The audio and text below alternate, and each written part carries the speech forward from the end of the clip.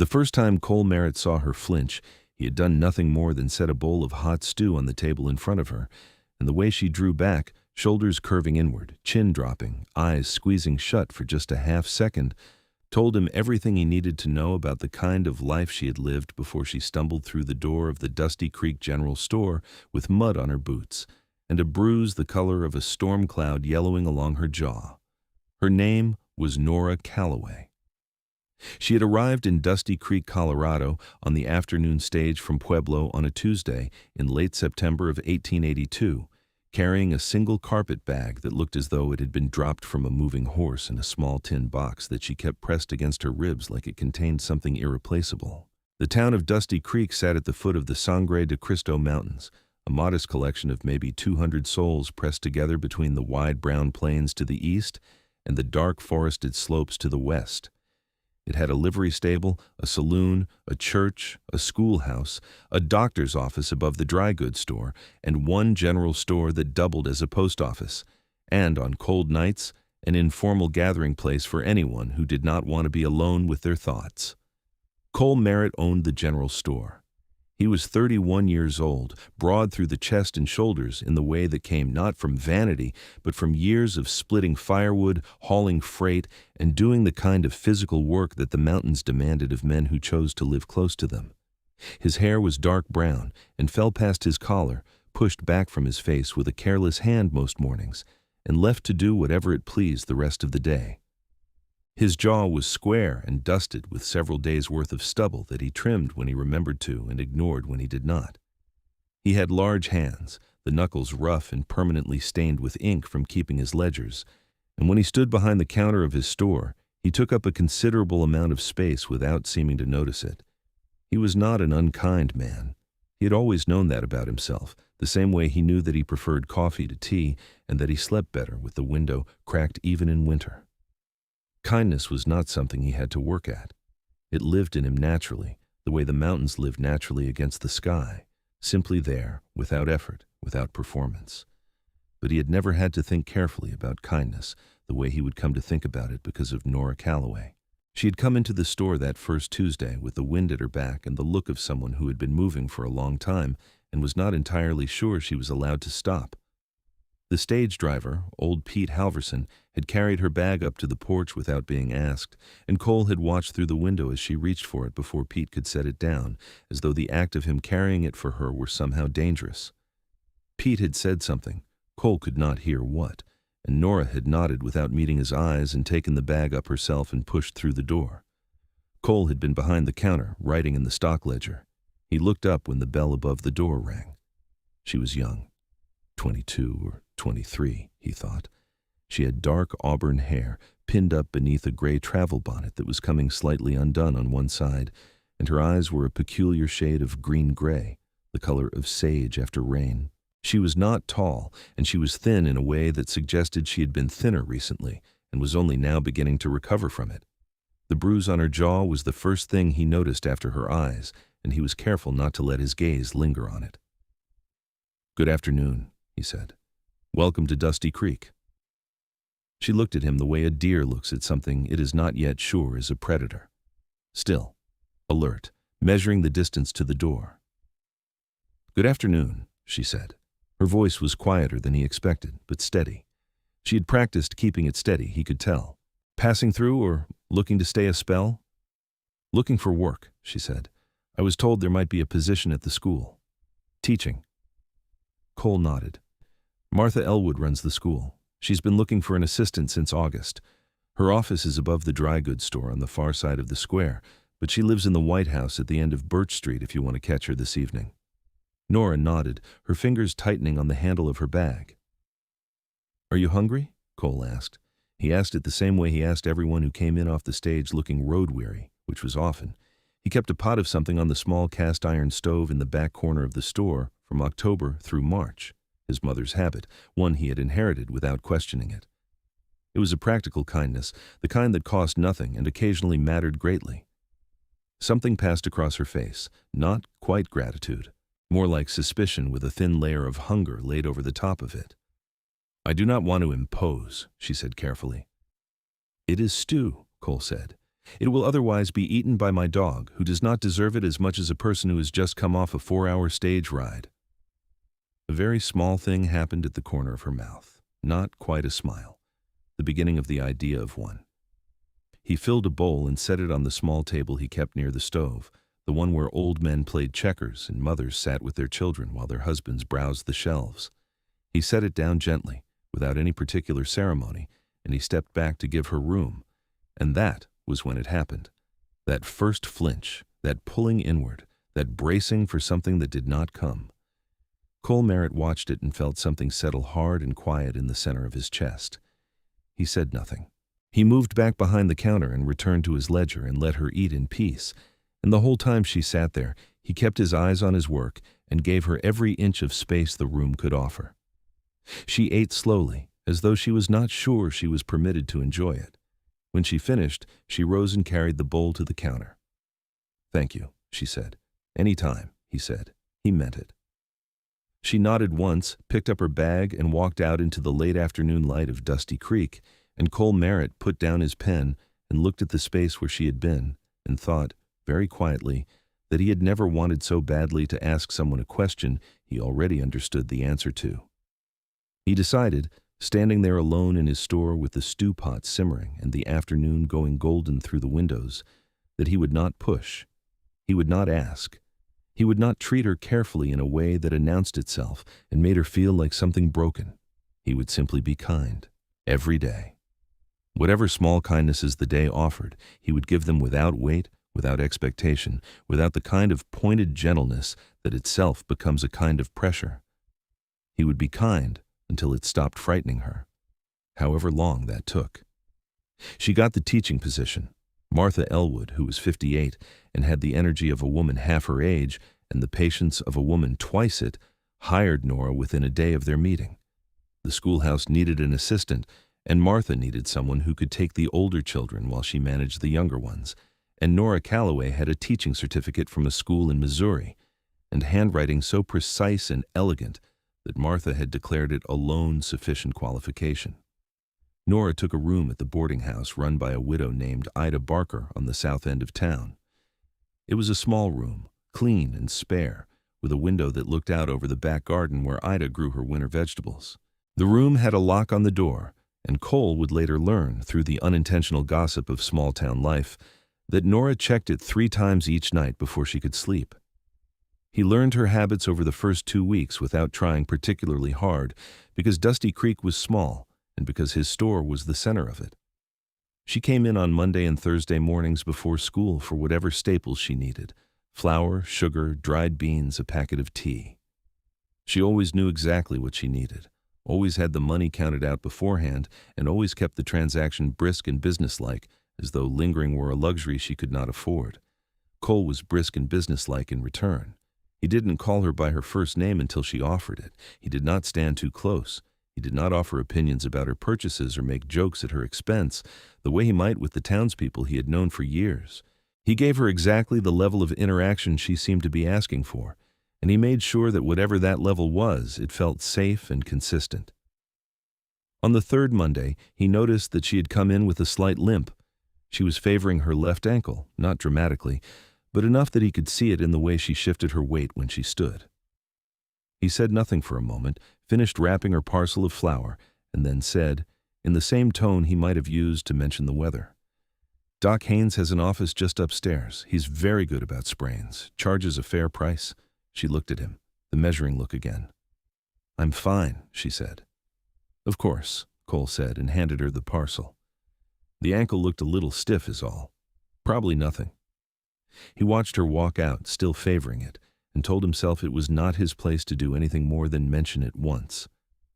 The next morning, she went to see Doc Haynes. He found out because Haynes came into the store that afternoon and mentioned it in passing, the way everyone in Dusty Creek mentioned everything in passing, which was inevitably and without any apparent awareness that they were doing it. "New schoolteacher came in," Haynes said. "Sprained it 2 weeks ago, according to her, been walking on it since. Stubborn, that one." He said it with admiration, not irritation. Cole nodded and made a note in his ledger that had nothing to do with the ledger. The first real conversation happened not in his store, but outside it, on a Saturday afternoon in October, when the aspens had gone fully gold and the sky was the kind of hard, bright blue that only Colorado seemed capable of producing. Cole was stacking split wood outside the store, working through a cord he'd bought from a man who had driven it down from the upper valley, and Nora walked past on her way to the post office with a letter in her hand. She slowed, watching him work for a moment in the way people sometimes watched physical labor, not with rudeness, but with the kind of uncomplicated attention that honest effort naturally draws. "That is a great deal of wood," she observed. Cole straightened, set down the log in his hand, and wiped his face with his forearm. "Winter comes early up here," he said. "I learned that lesson the cold way my first year." "How long have you been here?" 7 years, he said. "Came out from Ohio. Bought the store from a man named Hargreaves who wanted to go home and grow corn." He paused. "How are you finding Dusty Creek?" She considered the question with a seriousness that suggested she did not answer questions carelessly. "It is quieter than I expected," she said. "The children are good. Mostly good." A pause. "Mrs. Elwood is very kind." "Martha is the best of us," Cole agreed. "She has been teaching here since before the school had a proper building." Nora looked at the envelope in her hand. "I should post this." "Post office closes at 4 on Saturdays," Cole said. He glanced at the sky. "You have about 20 minutes." Something almost warm crossed her face. "Thank you," she said, and she picked up her pace, and Cole watched her go and picked up another log and returned to his stacking, and the aspens rattled golden overhead, and the mountains stood immovable behind the town, and he felt something he had not felt in a long time. The particular, specific pull of wanting to know another person. October turned into November, and the mountains began to show white at their peaks. The first frost came on a Thursday night, and by Friday morning the whole town smelled of wood smoke, and the air had that crystalline quality that made sounds carry farther than usual, so that you could hear the schoolchildren's voices from 2 streets away at recess. Nora wore a gray wool coat that was good quality but old, the kind of coat that suggested she had once had more than she currently did. Cole noticed it one Monday morning and noticed also that the collar was fraying at the inner seam. He did not mention it. He did not offer her a new one. He would have done either of those things for anyone else in town. He kept a rack of winter coats that he ordered from a supplier in Denver, and he had given them freely to people who could not pay. But with Nora, he understood that the gesture would land differently than he intended it. So instead, on the following Thursday when she came in, he told her that he had gotten a shipment in from Denver and that he was trying to clear out space on the rack, and that he had a coat in a gray-blue wool that he could not seem to sell, and that it would fit someone around her height, and that she would be doing him a favor. She looked at the coat. She looked at him. Her eyes were not fooled. "How much?" she asked. He named a price that was about a third of what it was worth. She opened her coin purse and counted it out and took the coat and wore it out of the store. When she reached the door, she stopped, hand on the frame, and said without turning around, "It is a very good coat. Thank you." "Cold winter coming," Cole said. "You will need it." She left, and Cole stood behind the counter and did not allow himself to feel too much about the fact that he had found a way to give her something without making it feel like charity, and that it had worked. The other men in town noticed her, of course. Dusty Creek was not overrun with young women who were unattached, and Nora Calloway was quietly striking in a way that became more apparent as she settled into herself, as she began to stand a little straighter and carry a little less of that compressed watchfulness. A man named Bert Langley, who ran the livery, attempted to court her in the way that men in small towns sometimes do, loudly and without much subtlety, loudly declaring his intentions to anyone who would listen. Nora rebuffed him politely, and then less politely when he did not take the first rebuff, and Cole heard about it from 3 different people over the course of 2 days. He did not interfere. It was not his place to interfere.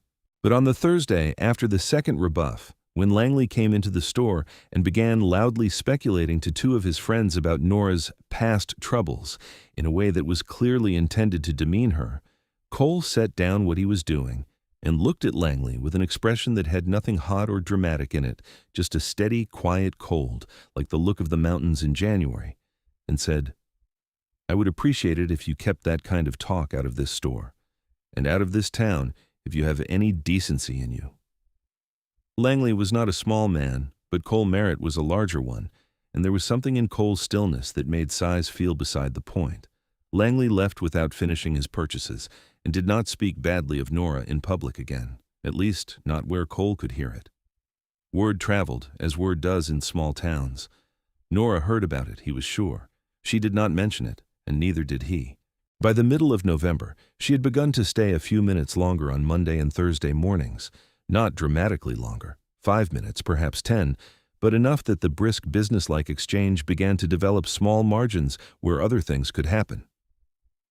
She mentioned that one of her students, a boy named Henry Foss, had a remarkable talent for arithmetic.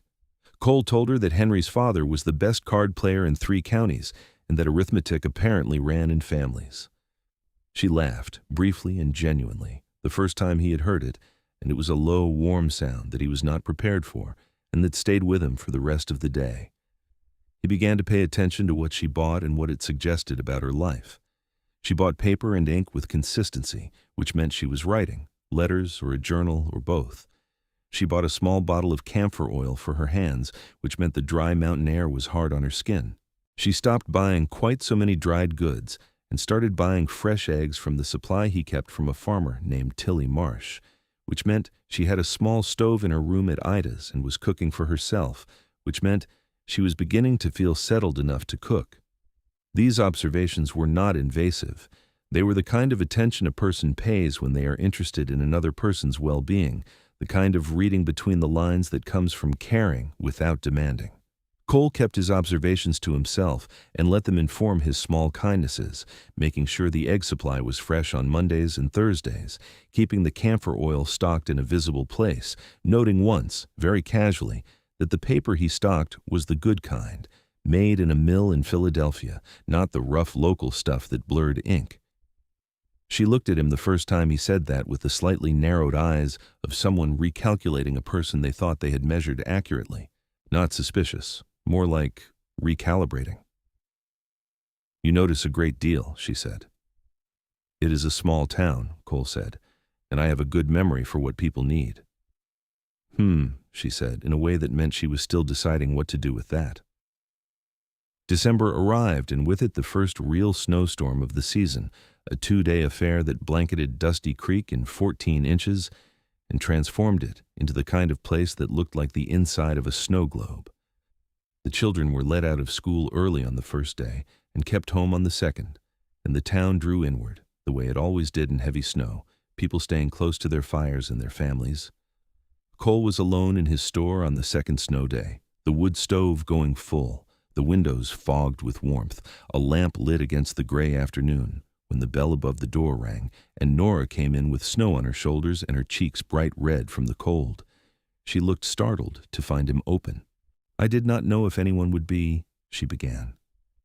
"Always open," Cole said, "within reason. Come in before all the warm air escapes." She stepped fully inside and brushed the snow from her coat. She'd run out of tea, she said. She had miscalculated her supply.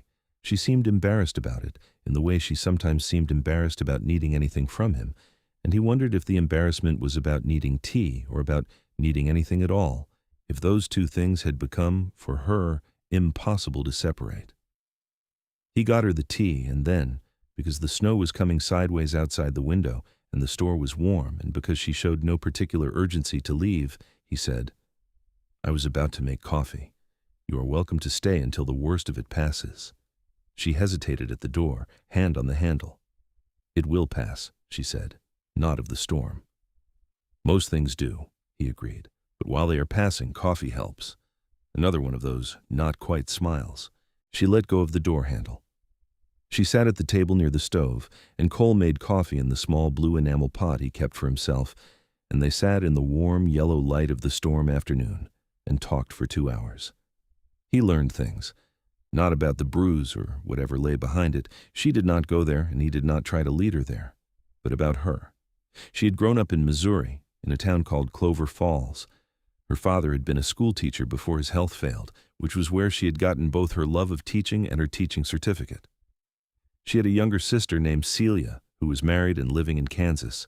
She had come to Colorado because she had needed to be somewhere new, and she had chosen Dusty Creek because she had thrown a dart at a map. She said this with a slight self-deprecating lift to her voice that told him it was close enough to the truth to be essentially true. He told her about Ohio and the hardware store his father had run, and the way he had always known he wanted something wilder than the flat green sameness of the Midwest. He told her about the drive west, about the first time he'd seen the Rockies rise up out of the plains and felt something in him go completely silent with recognition. He told her about buying the store from Hargreaves and how the first winter had nearly broken him and how the second winter had made him feel, for the first time in his life, genuinely at home. She listened to him the way she seemed to do everything, carefully, with her full attention, processing rather than simply waiting for her turn to speak.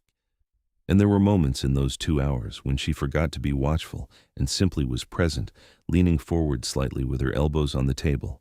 And in those moments she looked younger and lighter, and Cole had the sense of looking at who she might have been before whatever had happened to her. The storm eased around 4 in the afternoon. Nora stood and gathered her tea in her coat and pulled on her gloves. "Thank you," she said, "for the coffee and the conversation."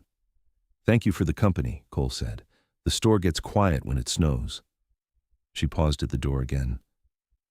"You're very easy to talk to," she said, in a tone that suggested this had surprised her. "Most people are, once you get started," he said. She nodded slowly, as though filing that away somewhere, and then she was gone into the white afternoon, and Cole stood by the window and watched her make her way down the snowed-in street, and the feeling in his chest was big and warm and complicated, and he let it be all of those things without trying to name it. He named it 3 weeks later, on Christmas Eve, standing in his store with a wreath of pine above the door and candles in the window and the smell of cloves and pine pitch thick in the air. He named it because Nora came in that afternoon to buy a tin of shortbread biscuits to bring to the school's Christmas gathering, and she was wearing a green ribbon in her hair, and her cheeks were flushed with cold, and she was smiling, a real one, full and unguarded, because Martha Elwood had apparently dressed as St. Nicholas and frightened the school's oldest student half to death. And Cole Merritt looked at her smiling in the warm light of his store and understood, with a quietness that felt like certainty, that he was completely and thoroughly in love with her. He did not tell her. Of course, he did not tell her. She was still flinching at the edges of kindness, still conducting the small internal calculations of safety that had clearly been beaten into her by something or someone he did not yet know the full shape of. The last thing she needed was the weight of his feelings laid on top of her, the way a heavy blanket can suffocate as easily as warm. What she needed was time and steadiness, and to learn, through daily undramatic evidence, that the kindness would not become something else, that it had no conditions on the back of it, that there was no bill coming due. He bought her shortbread, wrapped it in paper, and tied it with the same green ribbon he used for all holiday parcels. He charged her exactly the listed price and said nothing sentimental. She said, "Merry Christmas, Mr. Merritt," and he said, "Merry Christmas, Miss Calloway," and she left, and he leaned against the counter and breathed in the pine and clove air of his store and smiled at nothing in particular. January arrived like a hammer. The cold in the Sangre de Cristo Mountains in January was not the cold of the plains. It had a quality, a dimension to it, as though it were not merely the absence of warmth, but a presence unto itself, heavy and absolute. The mountain peaks above Dusty Creek disappeared into cloud for weeks at a time, and the nights dropped to temperatures that made the air itself seem to crystallize, and the town huddled in its warmth and waited for February. Cole split 3 times the normal amount of firewood. He distributed it, as he did every year, to the households that needed it most, the elderly, the widowed, the families with more children than income. He did it quietly, driving his wagon before dawn so that most people found the wood stacked on their porch by morning without any fuss or ceremony. He left a cord at Ida Barker's boarding house and told Ida it was for the whole house, which was true, and not only for room number 4, which was also true. He did not know that Nora saw him from her window at first light one January morning, driving back down Birch Street with his empty wagon, his breath clouding in the dark, cold air, his great shoulders rolled forward against the temperature. He did not know that she stood at her frosted window and watched him go and felt something shift in her chest, some stone that had been in place for a very long time, moving slightly, like the first imperceptible tremor before a river changes course. She told him about it later, much later, after enough time had passed that she could tell it easily. as one of the pieces of the story. But he did not know it then. He drove home in the cold dark and fed his horse, and went inside and made himself breakfast, and the day began, ordinary as all the others. School resumed in January after the Christmas holiday, and Nora settled back into her routines with the children. She was a gifted teacher. This became common knowledge in Dusty Creek within her first month, confirmed absolutely by the end of her first semester. She had the quality that made great teachers different from merely competent ones. She was genuinely interested in what children thought, not just in whether they had gotten the right answer. She asked them questions that required thinking rather than remembering, and she listened to their answers with real attention, and the children who had been unreachable by other methods, bored, restless, frightened of being wrong, opened up under it. Cole knew this because the town told him, and because Henry Foss's mother, a woman named Clara Foss, who had worried about Henry's difficulties with reading for 2 years, came into his store one January afternoon and cried in a way she clearly had not planned on, and said that Miss Calloway had found a way to teach Henry letters through numbers, using a system no one had ever thought of before, and that Henry had read his first proper sentence the previous Friday, and she did not know how to thank the woman. Cole sold her a jar of honey and told her to give it to Nora on his behalf, which Clara did, and Nora appeared in the store the following Monday with an expression on her face that was somewhere between touched and embarrassed, and not entirely comfortable with either. "Mrs. Foss gave me honey from you," she said, her voice slightly careful. "Henry reading his first sentence seemed worth celebrating," Cole said. She studied him. She had a way of doing it that felt less like suspicion these days, and more like genuine consideration, like she was working something out rather than bracing for something. "You are always doing things like that," she said. "Like what?" "Finding ways to," she paused. "You make things easier for people, without making them feel that you are doing it." Cole held her gaze. "People deserve to have things made easier," he said, "when it is possible." Something passed across her face, fast, like a cloud shadow moving across open ground. Not grief exactly. Not quite sadness. The look of someone standing at the edge of a belief that they are beginning, slowly, to revise. She bought her flour and her tea and her eggs, and she left, and Cole watched the door swing shut and allowed himself the small private hope that she was beginning to believe, just slightly, in the existence of uncomplicated goodness. February brought a warming spell that everyone in Dusty Creek treated with the combination of gratitude and deep suspicion, appropriate to a cruel joke. And with it came a change. The change was not large or dramatic. It was the kind of change that only becomes visible in retrospect, when you can look back and see the moment it began. It was this. Nora started coming into the store on days that were not Monday or Thursday. The first extra visit was on a Wednesday in early February when she came in for ink and stayed 20 minutes. The second was a Saturday when she came in for nothing in particular and ended up looking at the small collection of books Cole kept on a shelf beside the post office counter, paper-bound novels and almanacs and 2 dictionaries and a collection of poetry that had been in the store when he bought it. She took down the poetry book and looked at it. "May I borrow this?" she asked. "You may keep it," he said. She frowned slightly. "I will only borrow it." "As you like," he said. She carried it out. The following Saturday she brought it back and took another one, a novel with a broken spine that had been on that shelf for 6 years without ever finding a reader. Cole did not point this out. He let her discover whatever she discovered in it and said nothing when she returned it 2 weeks later with the look of someone who had been thoroughly surprised by a book. "That was not what I expected," she said, setting it on the counter. "It is not what I expected either," Cole said. "I read it when it was too cold to sleep one January. It surprised me too." "You read novels?" He raised an eyebrow. "I am a man who sells things.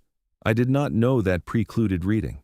She laughed, not the brief half-guarded sound from November. This was fuller, with a little color in it, and it lasted long enough to linger in the room. "I did not mean it that way," she said, still smiling. "I know you did not," he said. "I have also read all 3 of the almanacs, though they are less surprising." She left smiling, and Cole thought that each time she left she looked a little more like someone who had somewhere to come back to. March arrived muddy and argumentative, the way mountain marches always do. Snow one day, mud the next, sun the day after that, and then snow again. as though the season could not make up its mind. The mud on the main street of Dusty Creek became legendary that March, and there was a period of about 2 weeks where crossing from the store to the church on the opposite side required a kind of athletic commitment that not everyone managed gracefully. Cole built a small wooden walkway from the store's front porch to the edge of the street, a simple affair of 6 rough planks laid flat that cost him perhaps 2 hours and cost the town's residents something in dignity when it existed versus something in dry boots when it did not. Several people thanked him for it. Nora, crossing from the school side of the square one afternoon, navigated it without a word and then paused on his porch and looked down at it. "Did you build this?" she asked when she came inside. "The mud was getting out of hand," he said. "Everyone on the street has been complaining about the mud," she said. "Complaining is one option," he agreed. She tilted her head slightly, the way she did when he said something she was filing away. "You just do things," she said. "You see something that needs doing and you do it. Does that seem unusual?" She was quiet for a moment, looking out the window at the plank walkway. "To me it does," she said, and then she seemed to realize she had given away more than she intended, and she moved toward the counter with her shopping list. "I need flour and dried apples, and a new pen nib if you have them." "I have them," he said, and he did not reach for the thing she had almost told him because she would tell him when she was ready, and he had learned over these months to trust that she would be.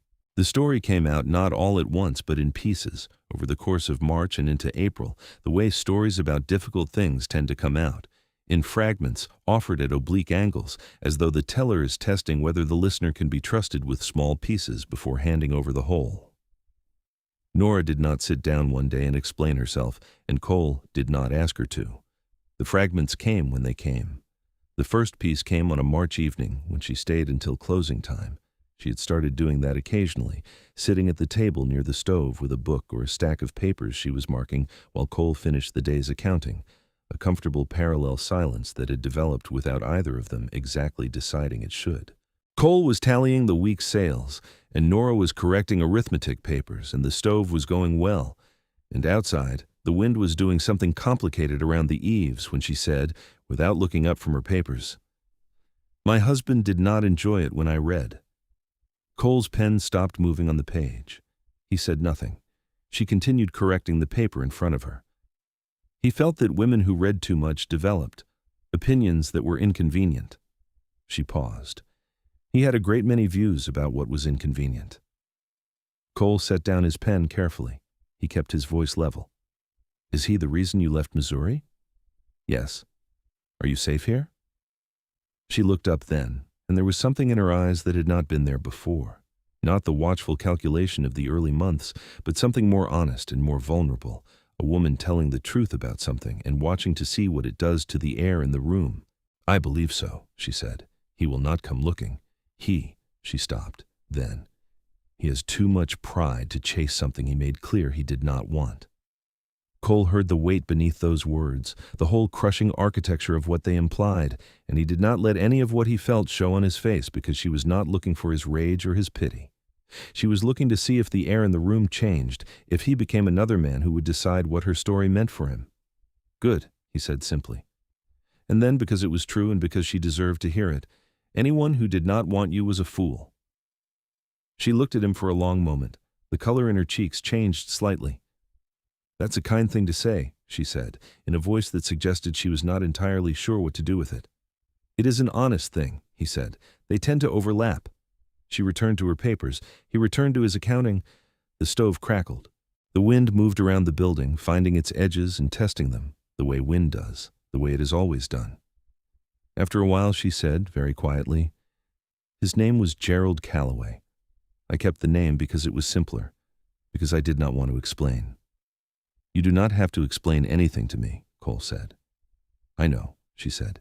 The way she said it, the quiet weight of those 2 words, the thing they meant coming from her, was enough to make Cole Merritt feel the particular profound ache of being trusted by someone who had learned that trust is a thing that can be used against you. More pieces came in April. She told him about Clover Falls and her father's illness, and how Gerald Calloway had come into her life at the moment of greatest vulnerability, when her father was dying and her sister was already gone, and she was 20 years old and alone in a way that young women in 1878 in small Missouri towns were not supposed to be. She told him that Gerald had seemed like safety and had turned out to be the opposite, the kind of man whose control begins as protection and curdles slowly over years into something entirely different. She told him about the years of careful management, of learning which silences were safe and which were not, of developing the Flinch that she'd carried out of Missouri like a stowaway and across the plains to the foot of the Sangre de Cristo Mountains. She told him these things in the way she told him all things, without drama, without self-pity, with the same careful precision she brought to everything, as though she were giving him a report, as though the facts, stated plainly, were safer than feeling them. Cole listened to all of it. He did not tell her that what had been done to her was monstrous, though he believed it completely. He did not tell her how angry it made him, because his anger was not what the moment needed, and because he had enough self-discipline to know the difference between a feeling that was his to carry and a feeling that served her. He said what was true and only what was true, that she was brave for leaving, that she was right to leave, that the woman who had walked into his store last September with a bruise on her jaw and a carpet bag and a dart in a map was one of the strongest people he had ever met. She did not cry. She thanked him. She put on her coat and went home, and Cole sat alone in his store for a long time afterward, the lamps burning low, the stove cooling, and allowed himself to feel the full fury of what had been done to her in private where it could not land on her. The next morning, he was at his counter by 7 a.m, ledger open, stove going, the same as every morning, and when Nora came in at 8:15, she found everything exactly as it always was. And he could see in the way she looked when she came through the door, something cautious and tentative, the face of someone who has handed over something valuable and is not sure it will be returned intact, that this was exactly what she needed. "Good morning," he said, in the same tone he said it every morning. "Good morning," she said, and something in her went visibly still and then loose, and she walked to the counter and told him she needed paper, and he got her the paper, and that was that. Spring came to Dusty Creek in April with a generosity that almost made up for the savagery of the winter.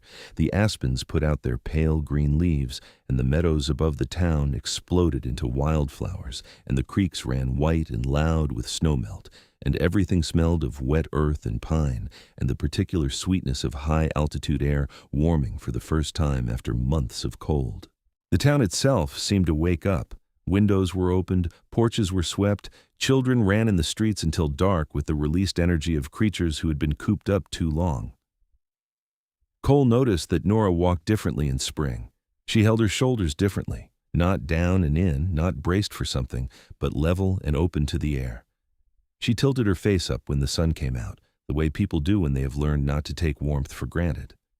She wore her hair down more often, the dark auburn of it catching the spring light in a way that stopped him more than once in the middle of whatever he was doing.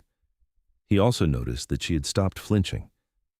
Not entirely, not when something startled her, not in every unguarded moment, but the specific flinch at kindness, the drawing inward when something good was offered, the bracing for the cost that always comes after. That was going. He could see it going the way you see snow leave a south-facing slope in early March, not all at once, but incrementally, day by day, the bare ground increasing. He had one morning in mid-April when he tested it without meaning to. He had been carrying a crate of canned goods from the storeroom when she came in, and he was holding the crate with both arms, and she held the door open for him, a small, natural gesture, and when he passed through and said, "Thank you," that saved my arms considerably. He reached up and touched his hat brim in thanks, the way he would with anyone, just a casual thing. And she smiled at him without any pause in it, without any assessment, just a smile. He set the crate down and stood there for a moment and felt something expand in his chest like the first deep breath after a long-held one. He thought, that is it. That is the beginning of the end of it. He told himself he would wait. He was good at waiting. He had waited 7 years in Dusty Creek for the mountains to feel like home, and they did. He had waited 2 seasons for the store to become profitable, and it had. He was patient in the way that large, quiet men who live close to natural things often are, not passively, but actively patient, the way a good farmer tends the soil knowing the crop will come when it comes. But the thing about spring in the mountains is that it has its own momentum. Things begin to move faster than they did in winter, and the heart, like everything else, is subject to the season. The push came not from him but from the outside world, and it came in the form of a man named Davis Croft, who arrived in Dusty Creek on a warm afternoon in late April, driving a fine buggy and wearing the kind of coat that announced itself. He was 40 or so, broad-faced and heavy-jawed, and he checked into the saloon's 2 back rooms that served as the town's only hotel accommodation, and began asking questions about the town's land arrangements, which suggested he was either a land speculator or a lawyer for one. He also, on his second day in town, came into the general store and spent 20 minutes browsing and asking questions about the local population with the kind of casual, probing interest that was not actually casual at all. Cole answered what he answered and deflected what he deflected, and watched the man with the particular attentiveness of someone who has been in a place long enough to recognize when something foreign has come into it. On the third day, Davis Croft walked past the schoolhouse at the end of the school day and raised his hat to Nora as she was locking up. Cole heard about it from 3 people before noon the following day. He told himself it was none of his business. He spent the rest of that day telling himself this, with increasing conviction and decreasing success. What changed things was not what he heard about Croft, but what he saw in Nora's face on the Thursday of that week when she came into the store. The watchfulness was back. Not the way it had been in September, not that deep animal alertness, but a particular kind of coiled attention, the kind she had when someone unknown was pressing into her space. Cole set her parcels on the counter and said quietly, without any particular weight on it, "Croft been bothering you?" She looked at him. "How did you know?" "He's been asking questions about the town for 3 days, and he walked past the school on Tuesday," Cole said. "Small towns are very loud without knowing it." She was quiet for a moment. He introduced himself. He was polite. She paused. It felt like the beginning of something I have felt before. Cole held her gaze. "Do you want me to talk to him?" "No," she said quickly. "Then, not yet." "All right," he said. "But if that changes, tell me." She looked at him for a long moment. The sun was coming through the store's west windows at that particular late afternoon angle that turned everything the color of old gold, and it caught the edge of her face and the loose curl of hair at her temple, and he was standing very close to the counter and she was on the other side of it, and there was maybe 3 feet of space between them, and it felt like the whole width of the world and also like nothing at all. "Why do you do that?" she asked. "Do what?" "Look out for me. Not," she stopped, "not in a way that feels like it owns me. You have never made me feel like I owe you anything. You just do it. Like it is simply what you do." Cole was quiet for a moment. Then he said, "Because it was true, and because she deserved the truth of it. Because you matter. Not because of what you owe or what I might be owed. Just because you are here and you matter, and it is right to look out for people who matter." She held his gaze and did not look away. And in the long, quiet moment between his words and whatever came next, Cole Merritt decided that he was done waiting, not in the sense that he would push or pressure, but in the sense that he was done pretending that what he felt was only friendship. "Nora," he said, "I need to tell you something, and you are not obligated to feel anything in particular about it, and nothing between us has to change if you do not want it to, and I will respect whatever you tell me, but I am not willing to keep not saying it." She was very still. "I am in love with you," he said. "I have been since Christmas Eve at the least, and probably before that, and I thought you deserved to know it." The silence lasted about 10 seconds. Then she said, "Cole." It was the first time she had used his name, and it landed in the air between them with a weight that had nothing to do with its single syllable. He waited. "I am afraid," she said. "I know," he said. "Not of you," she clarified, and the clarification hit him hard in the chest. Of being wrong again. Of believing that something is good and having it become—" She stopped. "I know," he said again, "and I cannot prove to you in a single afternoon that I am what I seem to be. That is not how it works, but I can tell you that I have been precisely who I am to you since the day you walked through that door, and that will not change whether you say yes to me or no. The kindness is not a debt. It was never a debt." She looked at him for a long time, and he let her look, and did not fill the silence with anything more. Finally she said, "I would like to take a walk. Would you close the store for 1 hour and take a walk with me?" He closed the store in about 45 seconds.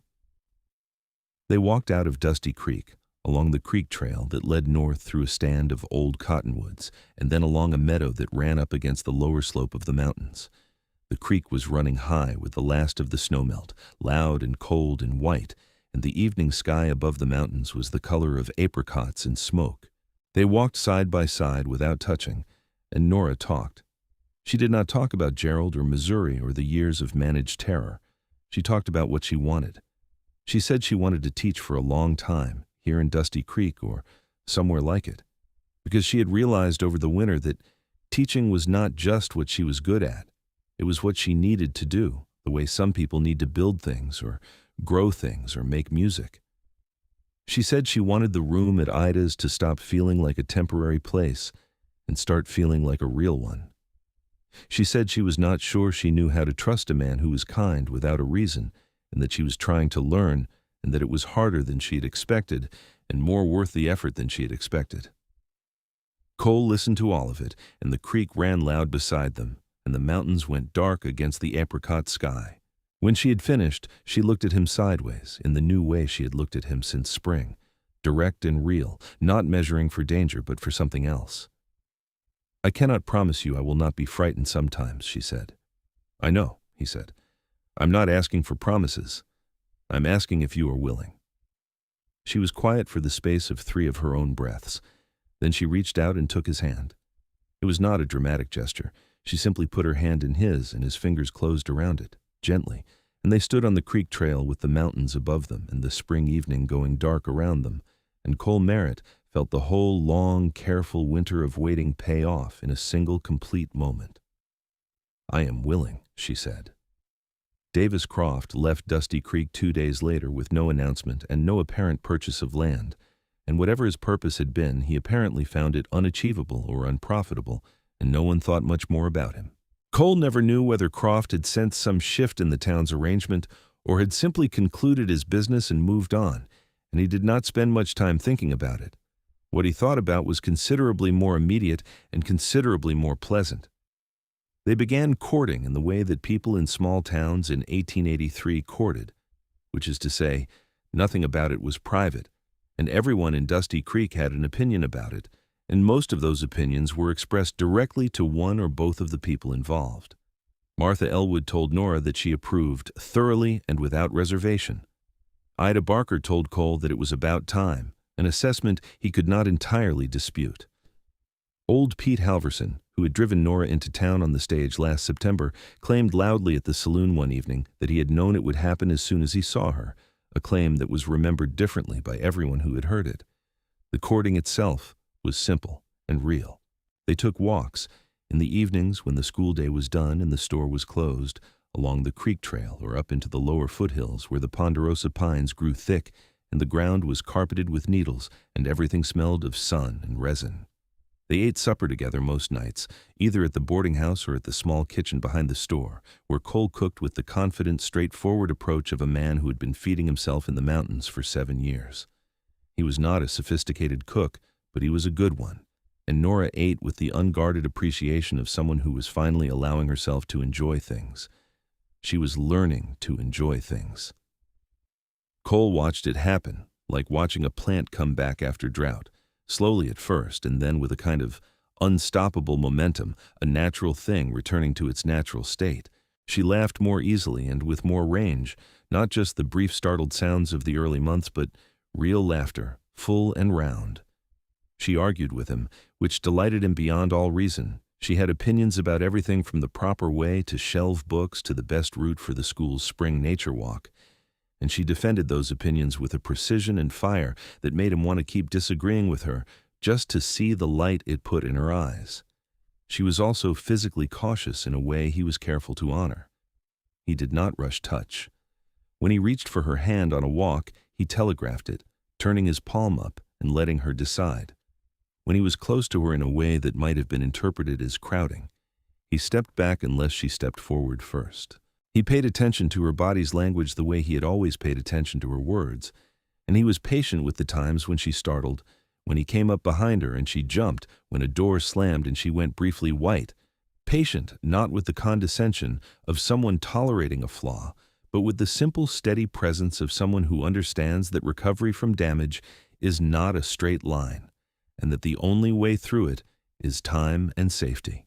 One evening in late May, sitting on the porch of the store in the long twilight of the mountain spring, she leaned against him, just sideways, her shoulder against his arm, her head tipping to rest against his shoulder.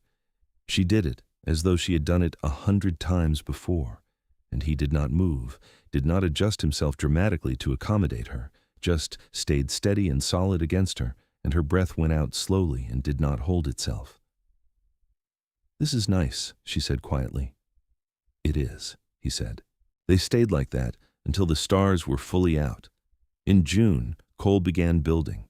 He had owned a plot of land at the north edge of town since his 3rd year in Dusty Creek, a half-acre with a good south-facing slope and a stand of aspens at the back and a view of the mountains that was almost extravagantly beautiful.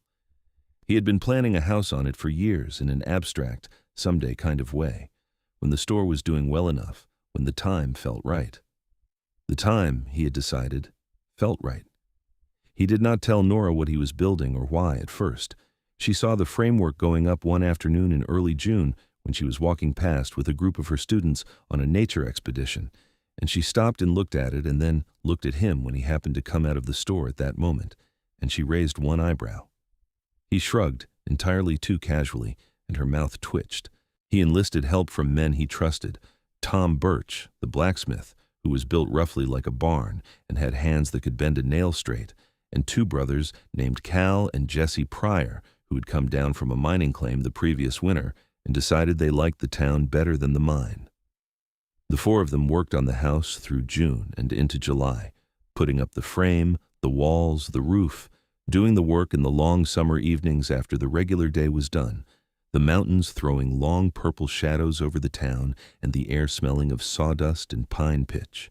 Nora came sometimes in the evenings to watch, sitting on a fence post or a stack of lumber with a book or her marking, and she and Cole talked during the breaks, and she made careful, precise observations about the construction that revealed she understood more about building than she had any particular reason to, which she eventually explained by telling him that her father, before the illness, had built 3 houses over the course of his life, and had let her watch and sometimes help, which had given her, she said, a particular appreciation for the logic of a well-built structure. "Like a good argument," she said one evening in July, watching Cole trim a window frame. "Every piece has to hold the piece next to it." "Exactly," Cole said. "Get one piece wrong and the whole thing leans." She was quiet for a moment, looking at the skeleton of the house against the blue summer sky. "It is going to be beautiful," she said, in a voice that was not entirely about the house. He put down his saw and looked at her. The summer evening light was on her face. The auburn of her hair turned deep gold, and she was looking at the house with an expression he had not seen on her before. Not the watchful assessment of the early months, not even the warm openness of the spring. This was something more. This was the look of a woman imagining. "Nora," he said. She looked at him. "I should have said this plainly a month ago," he said. "I am building this house for you, for us. I want to marry you, and I want you to know that the house will be here either way, because I am building it for the life I intend to live. But I would very much rather you were in it." She came off the fence post slowly and walked toward him across the sawdust and shavings, and she stood in front of him and looked up at his face, and he looked back, and the evening was very quiet around them, just the aspens moving and somewhere a nighthawk making its particular sound. "Cole Merritt," she said, "you have been the most stubbornly, quietly, impossibly patient man I have ever met in my life." "Is that a yes?" he asked. "Yes," she said. "That is a yes." He put his arms around her and held her, careful and strong, and she leaned into him fully. No flinching, no reservation, no calculating the angle of escape. Just leaned into him the way a person leans into the one thing in the world they are completely sure of. And he held her against his chest in the summer evening, with the unfinished house standing behind him and the mountains immovable above them. And he felt, in the specific and unambiguous way that certain moments make themselves permanently into memory, that this was the truest thing that had ever happened to him. They were married in September of 1883, exactly 1 year after Nora had come off the stage from Pueblo with a carpet bag and a bruised jaw and a dart and a map. They were married in the Dusty Creek Church on a Saturday morning when the aspens were again going gold and the sky was again that hard, brilliant Colorado blue, and the whole town came, or near enough to all of it, that the distinction was not worth making. Martha Elwood cried at the front, loudly and without apparent embarrassment. Old Pete Halverson told the story of driving Nora into town on the stage again, and this time his version had elaborated to include a detailed account of how he had seen the whole thing coming from the very first moment, a claim even more elaborately unprovable than the first telling. Tom Birch and the Pryor brothers stood in a line at the back looking extremely proud of themselves in relation to the house, which was fair. Ida Barker, who had given Nora a home for a year and kept her rooms warm and her business private and her evenings quiet, stood in the second row and looked at Nora walking to the front of the church with an expression that was mostly joy and a little bit grief, the look of a good innkeeper watching the best guest she had ever had finally go home. Nora wore a dress that had been made by 3 women in the town collectively. Ida had provided the blue fabric, Clara Foss had done the main sewing, and Martha Elwood had contributed the lace at the collar that she had been saving for something appropriate for 11 years. It was a simple dress, fitted and honest, and it was exactly right on her. Cole stood at the front of the church in the black wool coat that he had worn to every significant occasion since arriving in Dusty Creek, and watched her come down the aisle, and felt the same thing he always felt looking at her, that specific quiet certainty like the mountains standing behind the town, simply and completely there. The ceremony was performed by the Reverend Arthur Price, who was brief and sincere, which was precisely what both Cole and Nora had asked of him. They exchanged rings, Cole's a plain gold band, Nora's the same, because she had asked for simplicity and he had given it. They said their vows in clear voices, looking at each other, and when Reverend Price pronounced them married and Cole took Nora's face in his large, gentle hands and kissed her, the church erupted in a noise that could only be described as enthusiastic, and from the back row, Pete Halverson's particular contribution to the noise could be heard above everyone else's. They moved into the house that Cole had built that same week, carrying their things in the same wagon he used for everything: books, her tin box, his accounting ledgers, the small blue coffee pot.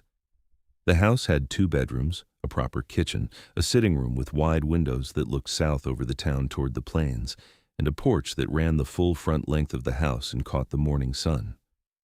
Cole had built it to last, and he had built it for her, and she walked through it on their first morning there with the expression of someone touching something that does not yet feel entirely real. And then she stood in the kitchen window and looked out at the aspens turning gold in the back of the lot and said very quietly, as though talking to herself, "I did not think it would look like this." "Like what?" Cole said from behind her. "Like home," she said. She turned and looked at him across the kitchen, and the morning light was full and warm through the window, and she was smiling in a way she had not smiled in September of the previous year, in a way that had nothing careful or calculated in it, just full and present and hers. "I genuinely did not think it would look like this." He crossed the kitchen and kissed her hair and told her it would look like this every morning for the rest of their lives, and she laughed, bright and free, and put her hands against his chest. The store continued, and the school continued, and Dusty Creek continued in the way that small mountain towns continue, seasonal and steady, shaped by its winters and its summers, and the particular character of the people who chose it. Cole ran the store with the same habits he had always had: open early, stocked well, attentive to what people needed, quiet about how he provided it. Nora taught, and in teaching she became more herself than she had been since before the years of careful management, became the woman her father had raised, and that Gerald Calloway had spent years systematically diminishing. She taught the older children in the mornings and the younger ones in the afternoons when Martha was resting, and she developed, over that first winter in the house, a curriculum so thorough and imaginative that other teachers in the county began sending letters asking for her methods. She wrote back to all of them. Cole noticed this, the letters going out, the correspondence developing, and said nothing except one evening in November when they were sitting by the fire after supper, him with his accounts and her with a letter she was writing to a teacher in Salida. You're going to end up running the whole county's school system if you are not careful." She looked up. "Is that an objection?" "It is an observation," he said, in the tone she had long since learned meant he was proud of something and not willing to make it sentimental. She smiled and returned to her letter, and he returned to his accounts, and the fire went warm between them, and the mountains were white outside the window, and the night was very still.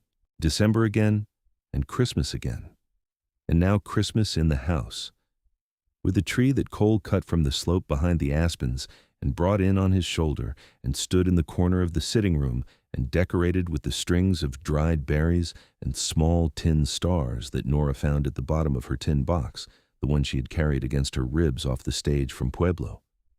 She took them out carefully, each one, and Cole watched her hold each small thing and understood that they were from before. Her father's house, her childhood, the Christmases before everything went wrong. And he did not say anything, but he made sure the tree was the best one he had ever cut, and the tin stars caught the firelight exactly right. And when she stood back and looked at it, she said, "My father would have liked you very much." Cole put his arm around her. "I would have liked him," he said.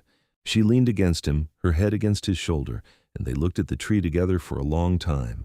And outside, the mountains were white and absolute, and the house was warm. In the spring of 1884, she told him she was pregnant. She told him in the kitchen on a Tuesday morning in March, in the same matter-of-fact voice she used for important things she was also trying to manage her feelings about. And he put down his coffee and looked at her, and whatever was on his face was clearly not what she'd been bracing for, because she said, "You are not going to say something entirely composed, are you?" "No," he said, and crossed the kitchen in 2 strides and lifted her off the floor entirely, both his arms around her, and she laughed with a real, high, bright sound, and he held her up off the floor and laughed against her hair, and for a few moments the kitchen was purely noise and warmth and nothing else. He set her down and held her face in his hands. "Are you well?" he said, the first practical thing, because he was ultimately a practical man and she was the most important thing in his life. "I am well," she said. "I am better than well." She paused. "I am terrified." "I know," he said. "So am I. We will be terrified together." "That helps, you know," she said. "When you say things like that, it actually helps." "Good," he said, and kissed her forehead, and went to the stove to pour her a fresh cup of tea, because the practical things were the love made visible. The pregnancy was healthy. Nora continued teaching through the summer, which the school board had some official concern about, and Martha Elwood had no patience for whatsoever, declaring that a woman was capable of teaching arithmetic in any condition and that anyone who thought otherwise was welcome to come say so to her face, an offer that went unaccepted.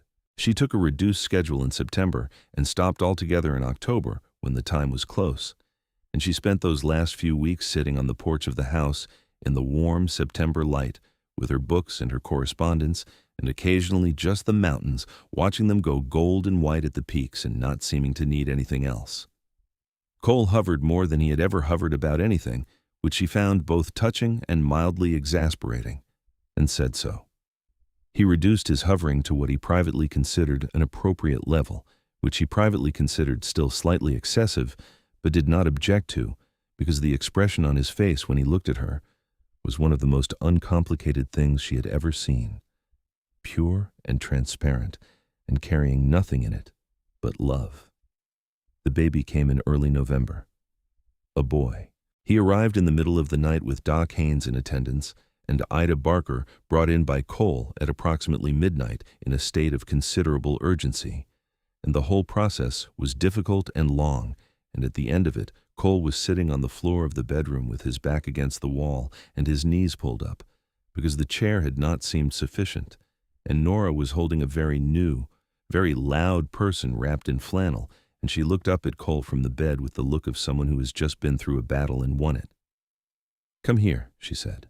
He got up and came to the side of the bed and looked at the boy, and then at Nora, and felt something so large move through him that he had no category for it. "He looks like he has opinions already," he said. Nora laughed, tired and radiant. "He certainly sounds like it." They named him James after Nora's father. James Henry Merritt, the middle name for the town, and for Henry Foss, who had been one of Nora's first students, and who would grow up to be, as far as any of them could predict, the finest mathematician in Fremont County. James arrived in November and changed the house in the way that only a new person can change a house, making it louder and more important, filling its corners with a new kind of purpose. Cole held his son in those first weeks with the same careful attentiveness he brought to everything, his large hands completely enclosing the small flannel bundle. And Nora watched him hold the baby and felt the specific, layered gratitude of a woman who has been given, after great loss, precisely what she had stopped believing she was allowed to have. The winter of 1884 into 1885 was the warmest Dusty Creek had seen in years, and James Merritt slept through most of it with the complete confidence of a person who has been born into warmth and has no particular reason to expect otherwise. He was a good baby in the way that some babies simply are, not through virtue but through temperament, a kind of fundamental satisfaction with his own existence that Cole said came from his mother, and that Nora said came from the fact that Cole sang to him every evening, badly and without apparent self-consciousness, which James seemed to find profoundly reassuring. Cole did sing to him. He sang old songs he had learned in Ohio, work songs and hymns, and at least one song about a horse that was not really appropriate for an infant, but that James seemed to prefer above all others, demonstrating his preference by stopping crying when it started and resuming when it stopped. Cole sang it 47 times across the first 6 months of James's life, a number he did not count at the time, but would later be able to estimate with some confidence. Nora returned to teaching in January, taking James to the school with her in the first months in the large wicker basket that served as his mobile cradle and that sat on the floor behind her desk, where he slept through morning lessons with a dedication that Martha Elwood declared the ideal attitude toward education. By spring, he was old enough to be left with Ida Barker in the mornings, and Ida was deeply pleased about this arrangement, having developed a relationship with James that was essentially that of a grandmother, unofficial and absolute. The spring of 1885 found Dusty Creek entering a period of modest growth.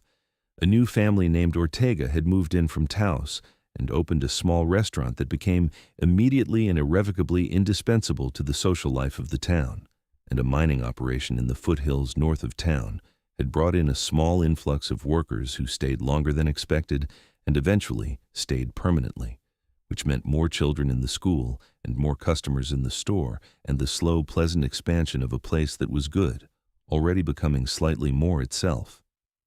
For Cole and Nora, this growth was a backdrop, present and welcome but secondary to the daily life of the house on the north edge of town, which had in 2 years become so thoroughly a home that it was difficult to remember it as a construction project, as boards and nails and the smell of fresh sawdust.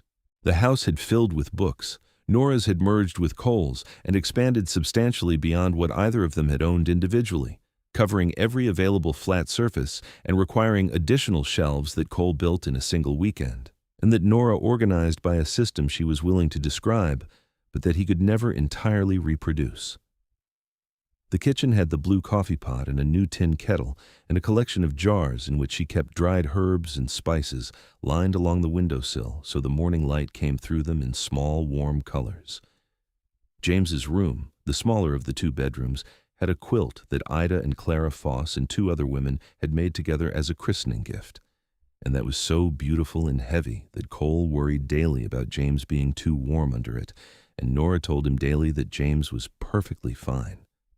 They had arguments, real ones, not performances, disagreements about money and time and priorities and the store's long hours, and whether Cole was working too hard and whether Nora was taking on too many correspondence projects, and the proper approach to the difficult student who had arrived at the school in winter and challenged every rule Nora had ever had the confidence to make.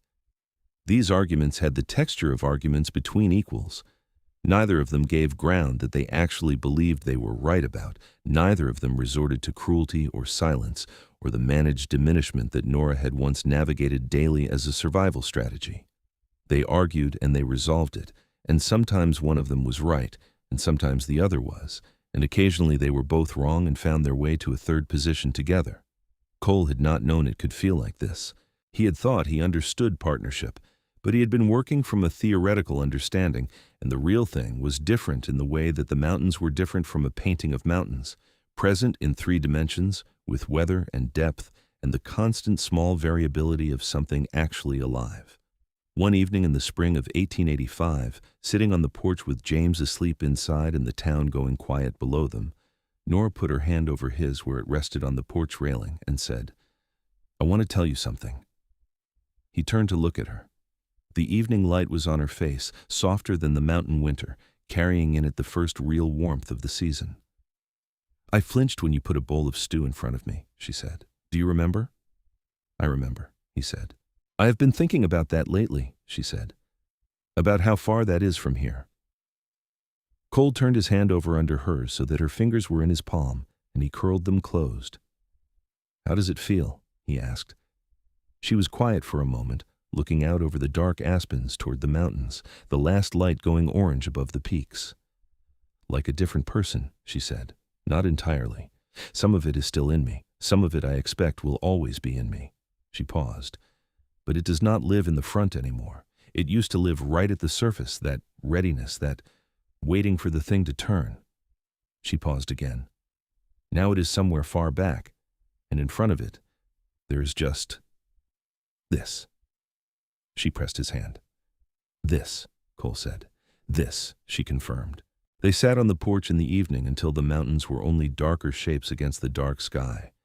And then they went inside to their home and their sleeping son, and their books and their shared life, and the door of the house closed against the night, quiet and entire and complete.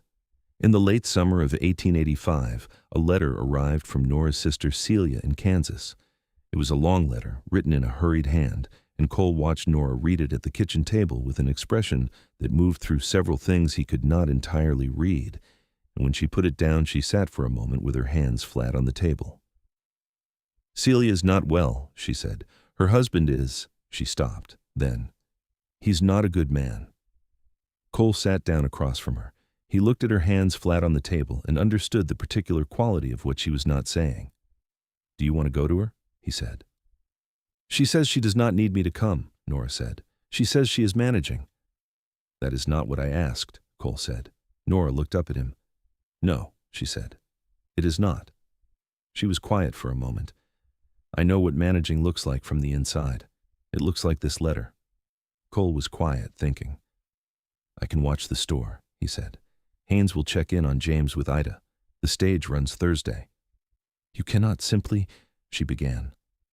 "Nora," he said, "your sister needs you. Go." She went on Thursday's stage carrying James in the basket because he was too young to be separated from her for 3 weeks, and because Ida, upon being informed of the situation, had offered immediately to come along and then been persuaded that 2 women and an infant was sufficient for one rescue mission. Nora went alone with James and was gone for 3 weeks, and Cole ran the store and slept in the too large house and wrote her a letter every 3 days and received one back every 5. And the letters were the kind of letters that make the act of reading them feel like standing in the same room as the person who wrote them. She came back with Celia. She came back on the stage from Pueblo on a Tuesday in late September, exactly 3 years after she had first arrived in Dusty Creek, carrying James on her hip and a larger carpet bag than she'd left with. And beside her was a woman with the same dark auburn hair and the same green-gray eyes and a set of bruises along her forearm that she had not entirely succeeded in hiding beneath her sleeve. Celia Marsh, née Calloway, was 26 years old and had left behind a husband who had not been worth the trip to Missouri to confront and a small house that had not been worth the keeping.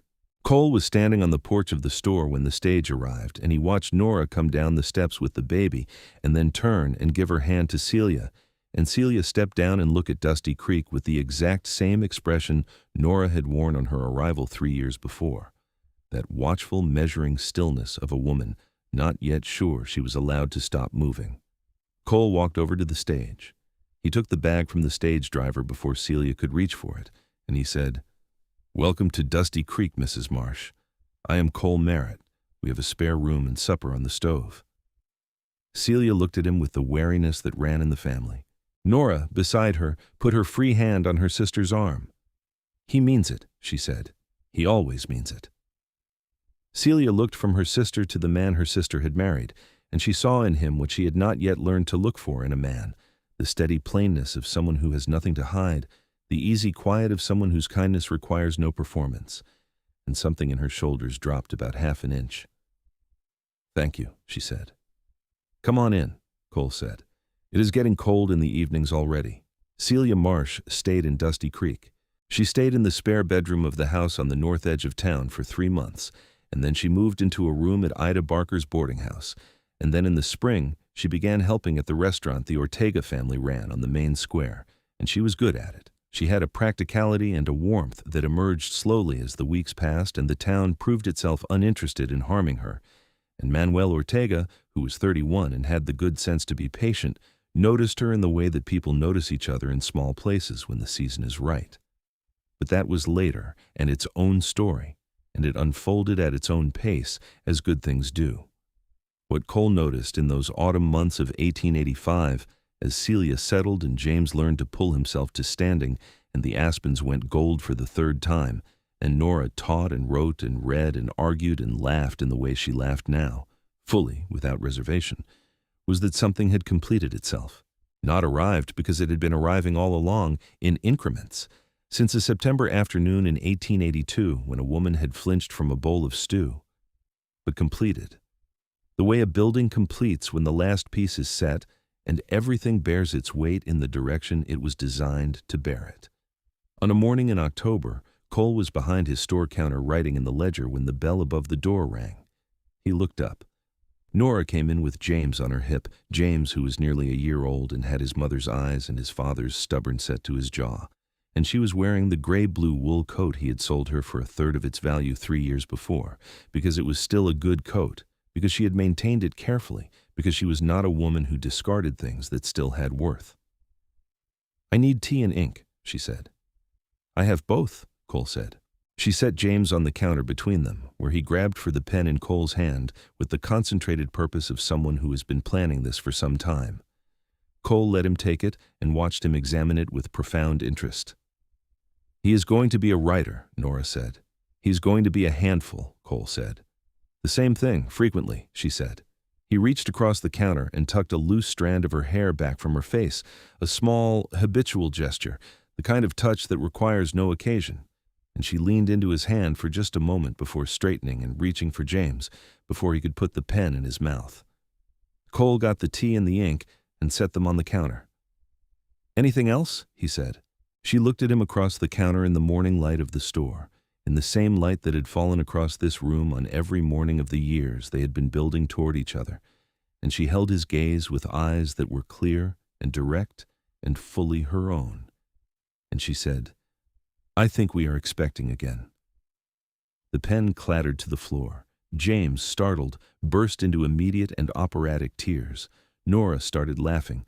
Cole came around the counter and lifted his son and held him against his chest, and James stopped crying as suddenly as he had started, and Cole looked at Nora over the top of their son's head, and she was still laughing, bright and full and unguarded, and the morning sun was coming hard through the windows, and the mountains were white and absolute behind the town, and Dusty Creek was entirely itself around them, small and certain and alive. "Come here," he said. She came around the counter, and he put his free arm around her and held both of them, his wife and his son, held them the way he held everything he cared about, not to trap, not to control, but with the specific, careful, total commitment of a man who understands the weight of what is given to him and intends, every day of his life, to deserve it. The second child arrived in the spring of 1886, another boy, smaller and louder than James had been, with a shock of dark hair and an opinion about everything from the moment he drew his first breath. They named him Thomas, and Thomas arrived in April when the aspens were just putting out their first pale leaves and the creek was running high and everything smelled of the year beginning again. James, at 15 months, regarded his brother with the expression of a person who has been told something will be good for them and is reserving judgment. Within a week, he had developed a proprietary fascination with Thomas that expressed itself as a constant, inefficient, deeply earnest attempt to share every object he possessed, which Nora watched with the particular exhausted tenderness of a mother with 2 small children and all the love in the world, and not enough hours in the day for any of it. Cole expanded the house that summer. He added a proper room for the boys on the east side, a room with 2 small windows that looked toward the mountains, and a wider porch to accommodate the rocking chairs and the accumulation of small childhood things that were now a permanent feature of the exterior of the house. Tom Birch helped again, and complained amiably throughout about his knees, and was given a standing invitation to Sunday suppers in exchange, which he accepted without negotiation. Martha Elwood retired from teaching in the fall of 1886, having taught in Dusty Creek for 31 years, and the town held a dinner in her honor that was the largest social event Dusty Creek had produced in a decade. Nora gave a speech that made Martha cry and made Cole reach for his wife's hand under the table and hold it through the rest of the evening. The school board offered Nora the head teaching position, and she accepted it and became, at 26, the primary teacher for every child in Dusty Creek. Martha Elwood did not leave, of course. She moved into a smaller house on the south end of town and continued to have opinions about the school's operations, delivered with the full authority of 31 years and 0 institutional power. And Nora received those opinions with the warmth and selective implementation that constitutes the highest form of respect for a retired teacher. The years layered. As years in good places with good people tend to do, they layered without losing their distinctness. Each winter its own character, each spring its own particular quality of return. Cole's store grew modestly as the town grew modestly, adding a second room in the back for the increasing stock and a proper post office window separate from the main counter and a rack of newspapers that came from Denver 2 days old and were read with the concentrated interest of people who live at a pleasant remove from most of the things that are happening in the world. The correspondence between Nora and teachers across the county formalized itself gradually into something that might be called an association, informal but real, a network of women teaching children in small mountain towns who had found in each other a source of ideas and support and the particular encouragement that comes from being taken seriously by your peers. James learned to read at 3.5. He sat with Nora in the kitchen one evening in the fall of 1887 and worked through a sentence in a primer with the deliberate, unstoppable concentration of someone completing something important. And when he reached the end of it, he looked up at his mother and said, with complete satisfaction, "Again." Thomas learned to walk at 11 months and ran at 12 and had not been still since. He had his father's build even at 2 years old, broad and solid and seemingly impervious to falls, and his mother's precision of thought applied in his case primarily to the question of how to reach things that had been placed out of his reach. Cole watched his sons grow with the same attentiveness he had always brought to things he loved. He taught James the names of every star he knew, standing on the porch on clear winter nights with the boy on his shoulders so that their combined height brought them closer to the sky. He taught Thomas the names of every tool in the store and the workshop behind the house, and Thomas absorbed them all with the pleased thoroughness of a collector acquiring inventory. He taught them both, simply by daily example, the same things he had always known, that work has dignity, that the world contains hardship, and that this is survivable, that the people around you have weight and worth, that kindness given freely is not weakness, but the one form of strength that always pays for itself. Nora watched him teach their sons these things and felt over and over the specific gratitude of a woman who knows exactly what the alternative looks like and has been given, instead, this. On a September evening in 1888, 6 years since the stage from Pueblo, 6 years since the bowl of stew and the Flinch that had contained in it an entire history, Cole and Nora sat on the porch of their house after the boys were in bed. The aspens in the back of the lot were going gold again, beginning their annual turn, and the mountains above the town were showing white at the peaks in the early season snow, and the night was cool and completely still in the way that fall nights in the mountains can be, as though the world is holding its breath before the long cold. James was 4 and Thomas was 2, and Celia was managing the front of the Ortega restaurant with a competence that Manuel Ortega had observed with such steady appreciation that the town expected, without any particular hurry, a development there, too. Ida Barker had taken in 2 new boarders from the mining operation and was feeding them with the same comprehensive hospitality she had once shown Nora, which was to say, she was making them completely unable to imagine living anywhere else. Doc Haynes had taken on a young apprentice from Denver who was going to be excellent in 5 years and was merely very good right now. Martha Elwood had begun writing her memoirs. The town was well. The life was well. The porch was warm with the last of the season's heat. Nora was leaning against Cole's shoulder in the way she had leaned there for 5 years, the particular comfortable fit of two bodies that have spent long enough in proximity to understand each other's shapes.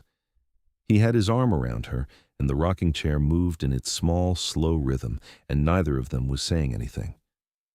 She said, after a long and easy silence, "Do you know what I thought about on the way here? On the stage from Pueblo?" "Tell me," he said. "I thought about what it would be like if no one was terrible to me," she said. "I thought, what if I arrived and the first person I met was simply kind, just without conditions? I did not believe it was possible." She paused. "I was making contingency plans on the stage. What to do if Dusty Creek was like every other place, where to go next. I had 3 or 4 towns in my head as the next possibility."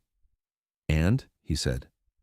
"And then you put a bowl of stew on the table," she said, and stepped back, and did not watch me eat.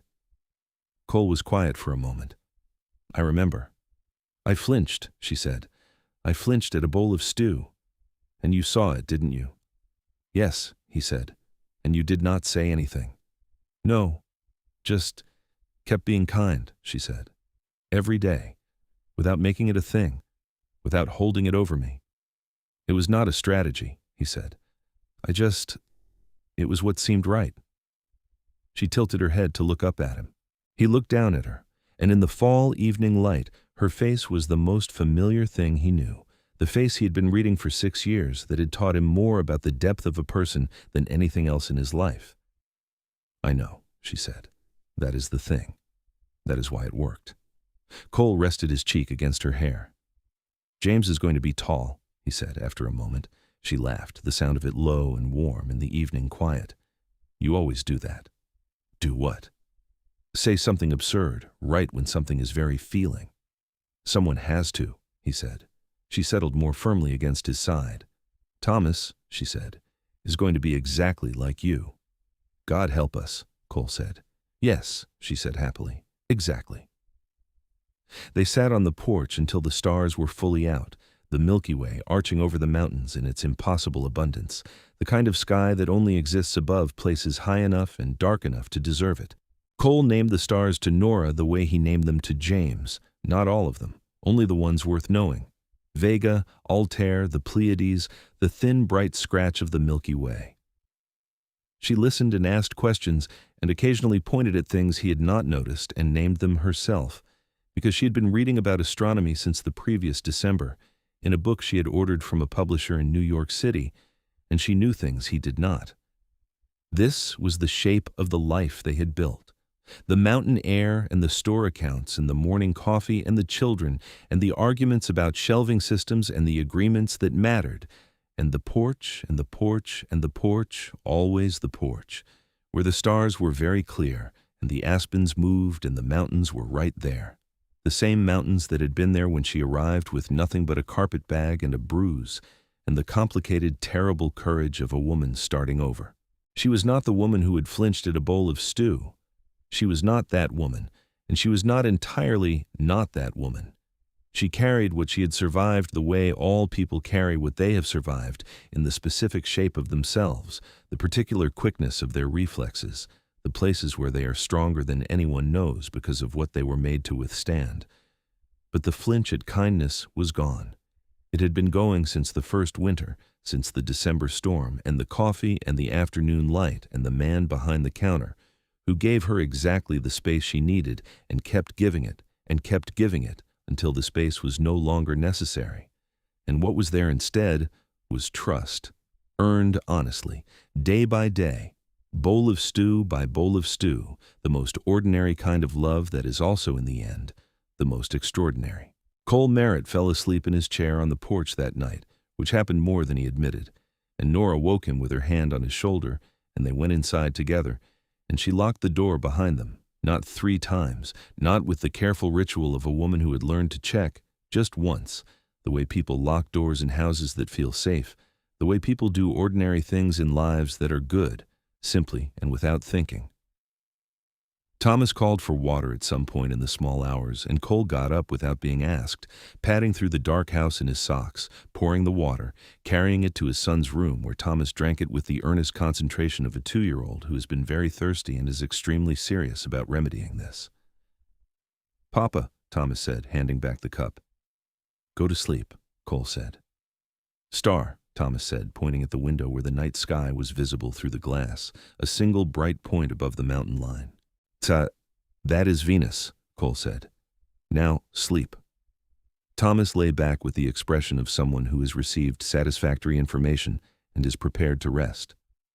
Cole stood by the small bed for a moment in the dark, looking at his son's face, and felt the full, unambiguous weight of everything that was right in his life. The house around him, and the woman asleep in their bed, and the boys in their room, and the mountains outside. Always the mountains, standing in the dark the way they always stood, the way they had always stood before any of this, and would stand long after, patient and absolute and entirely themselves. He went back to bed. Nora was awake. "Thomas," she said. "Water," he said. "Venus."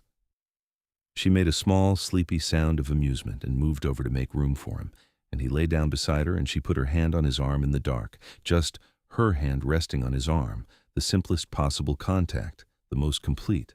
Outside, the mountains were dark against the darker sky. In the aspens behind the house, something moved. A deer, probably, or the wind beginning. The same wind that had been moving through those mountains since long before Dusty Creek existed, since long before any of the people in it had come to build their lives at the foot of those slopes. It moved through the trees with the particular soft sound that aspens make, a sound like water, like breathing, like the world simply continuing in the way it does when the people in it are, for the moment, exactly where they are supposed to be. The lamp was out. The house was quiet. The night was long and the mountains were old, and the life inside the house was warm and whole, and it belonged entirely to the people who had made it, who were resting now together in the good dark, ready for whatever morning would bring.